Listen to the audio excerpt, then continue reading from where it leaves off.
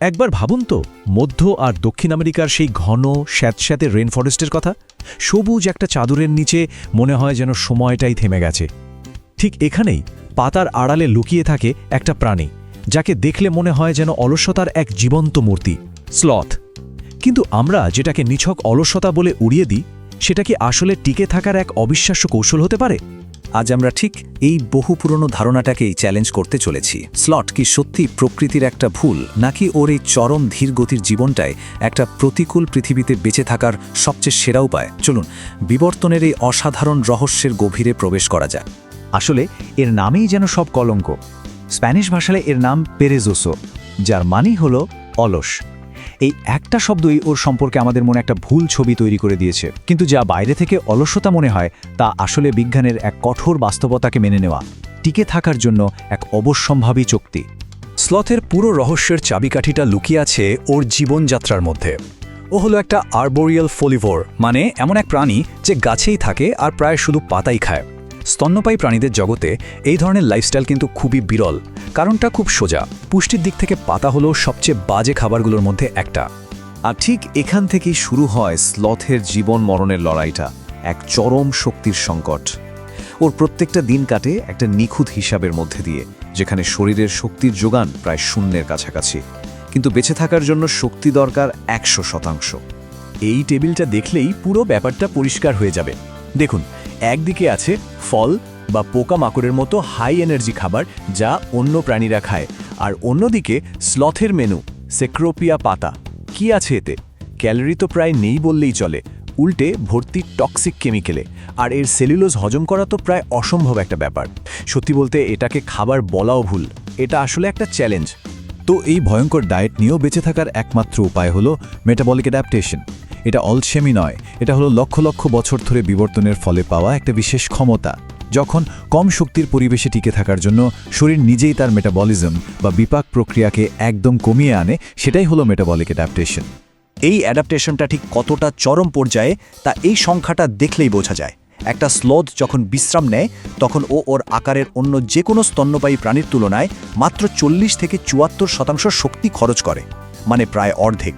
ভাবুন তো, একটা গাড়ি যদি অর্ধেক তেলে চলতো, স্তন্যপায়ী প্রাণীদের জগতে এত কম শক্তিতে চলার রেকর্ড আর কারণেই। তাহলে মূল ব্যাপারটা দাঁড়ালো শক্তি বাঁচানো।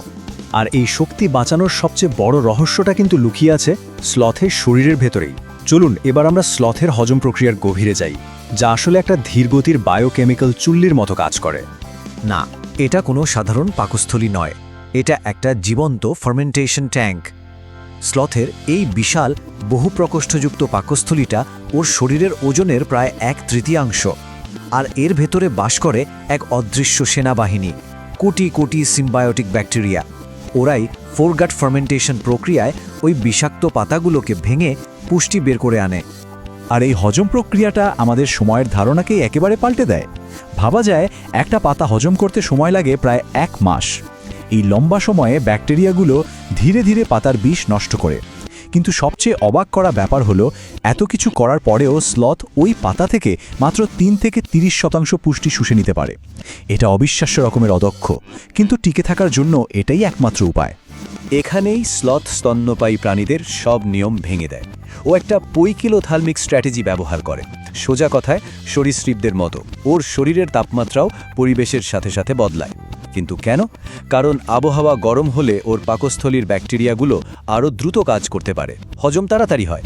অর্থাৎ স্লথ আসলে বাইরের তাপকে কাজে লাগিয়ে ওর ভেতরের চুল্লিটাকে সচল রাখে। তবে শক্তি বাঁচানোর এই গল্পটা শুধু পাকস্থলীতেই শেষ নয়। স্লথের পুরো শরীরটাই যেন দক্ষতার এক স্থাপত্য নিদর্শন। ওর প্রত্যেকটা পেশি, প্রত্যেকটা হাড়, সব কিছু তৈরি হয়েছে একটাই উদ্দেশ্য নিয়ে, শক্তি বাঁচানো।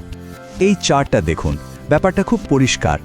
সাধারণ স্তন্যপায়ী প্রাণীদের শরীরে কঙ্কাল পেশি বা স্কেলিটাল মাসল থাকে মোট ওজনের 30 থেকে 45%, আর মাসল চালাতে প্রচুর শক্তি লাগে। অন্যদিকে স্লথের শরীরে পেশি আছে মাত্র 20 থেকে 25%, ঠিক ততটাই যতটা ওর ঝুলে থাকার জন্য দরকার, এক বিন্দুও বেশি নয়। পেশির একদম মাইক্রোস্কোপিক লেভেলে গেলে পার্থক্যটা আরও পরিষ্কার হয়। ভাবুন একটা চিতার কথা। ওর মাসল ফাইবারগুলো হলো ফাস্ট টুইচ, মানে হঠাৎ করে অনেক শক্তি দিতে পারে কিন্তু খুব তাড়াতাড়ি ক্লান্ত হয়ে যায়। আর স্লথের ক্ষেত্রে ওর পেশির প্রায় পুরোটাই হলো স্লো টুইচ ফাইবার। এগুলোর কাজ গতি নয়, সহনশীলতা। অনেকটা ম্যারাথন দৌড়বিদের মতো, যারা সহজে ক্লান্ত হয় না। তাই তো এই পেশি দিয়ে দ্রুত নড়াচড়া করাটা ওর জন্য শারীরিকভাবেই অসম্ভব। এমনকি ওর ঝুলে থাকার পদ্ধতিটাও অসাধারণ বুদ্ধিমত্তার পরিচয় দেয়। ওর বিশেষ স্ট্যান্ডেনগুলো একটা সাসপেন্সরি অ্যাপারেটাস হিসেবে কাজ করে, ধরুন একটা হুকের মতো, যা নিজে থেকেই আটকে থাকে। এর ফলে স্লথ প্রায় কোনো শক্তি খরচ না করেই ঘন্টার পর ঘন্টা, এমনকি দিনের পর দিন ঝুলে থাকতে পারে। এটা সক্রিয়ভাবে ধরে রাখা নয়, এটা হলো নিষ্ক্রিয় নির্ভরতা। আমরা স্লথের ভেতরটা দেখলাম, ওর গঠন দেখলাম, কিন্তু ওর সবচেয়ে আশ্চর্য জগৎটা রয়েছে ওর লোমের উপরে। হ্যাঁ, স্লথের লোম শুধু চুল নয়, ওটা একটা জীবন্ত চলমান ইকোসিস্টেম। বিজ্ঞানীরা স্লথের লোমে থাকা এই জগৎটাকে বর্ণনা করেছেন মাল্টিট্রোফিক অ্যাসেম্বলেজ বলে। মানে এটা এমন একটা বাস্তুতন্ত্র যেখানে উৎপাদক, খাদক এবং বিয়োজক সবাই একসঙ্গে বাস করে। ভাবা যায়? এর রহস্যটা শুরু হয় ওর প্রত্যেকটা চুল থেকে। চুলের গায়ে রয়েছে আণুবীক্ষণিক ফাটল, যা বৃষ্টির জল ধরে রেখে পুরো শরীরটাকে একটা ভেজা স্পঞ্জের মতো বানিয়ে ফেলে। আর এই ভেজা স্যাঁতস্যাঁতে জায়গাতেই জন্মায় এক বিশেষ সবুজ শৈবাল, ট্রিকোফিলাস ওয়ালকেরি, যা মা স্লথ থেকে ওর সন্তানের শরীরে যায়। কিন্তু এই লোমের জঙ্গল শুধু শৈবালের নয়, এখানে ছত্রাক, পোকামাকড় আর এক বিশেষ ধরনের মথও বাস করে। আর এখানেই আমরা প্রকৃতির সবচেয়ে অদ্ভুত সুন্দর একটা সম্পর্কের সাক্ষী হই, একটা 3-ওয়ে মিউচুয়ালিজম। ব্যাপারটা শুনলে অবাক হতে হয়। স্লথ সপ্তাহে একবার ওর জীবনের সবচেয়ে রিস্কি কাজটা করে, গাছ থেকে মাটিতে নেমে আসে শুধু মল ত্যাগ করার জন্য। কিন্তু কেন বলুন তো? কারণ ঠিক তখনই ওর লোমে থাকা মথগুলো নেমে এসে ওই মলের ওপর ডিম পাড়ে। পরে যখন নতুন মথ জন্মায়, ওরা আবার উড়ে গিয়ে স্লথের লোমে আশ্রয় নেয়। আর যখন মথগুলো মারা যায়, ওদের শরীর পচে গিয়ে নাইট্রোজেন সার তৈরি করে, যা কিনা ওই শৈবালগুলোকে বাড়তে সাহায্য করে।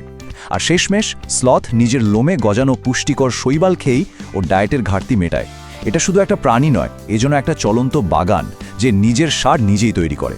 সুতরাং এতক্ষণ ধরে আমরা যা কিছু দেখলাম, সেগুলোকে যদি এক জায়গায় আনা হয়, তাহলে স্লথের যে ছবিটা ফুটে ওঠে তা মোটেই আলস্যের নয়, বরং তা হলো টিকে থাকার এক অনবদ্য শিল্পকর্ম।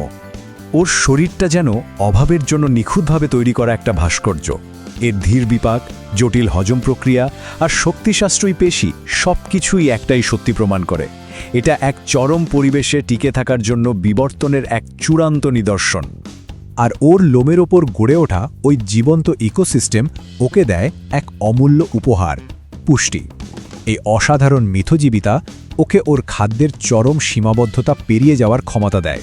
তাহলে যে স্থবিরতাকে আমরা অলসতা বলে ভুল করি, সেটা আসলে আলস্য নয়, ওটা হলো প্রকৃতির সঙ্গে এক নিখুঁত বোঝাপড়া, লক্ষ লক্ষ বছরের বিবর্তনের মাধ্যমে পাওয়া এক শান্ত কিন্তু অত্যন্ত শক্তিশালী ভারসাম্য। শেষে একটাই প্রশ্ন থেকে যায়, জীবনের এরকম আরও কত অসাধারণ শিল্পকর্ম আমাদের নিজেদেরই তৈরি করা ভুল ধারণার আড়ালে এভাবেই হয়তো লুকিয়ে আছে।